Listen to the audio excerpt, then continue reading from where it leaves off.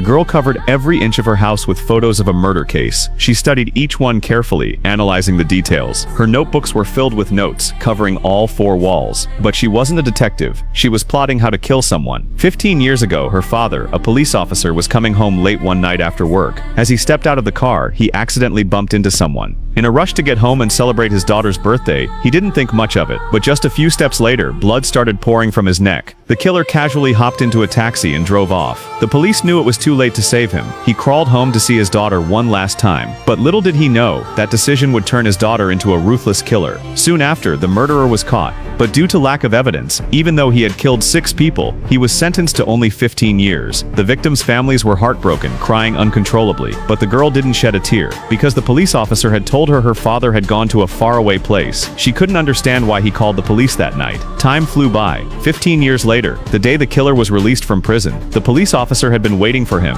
When old enemies meet, the tension is thick, but instead of being angry, the officer offers to buy the killer a bowl of noodles.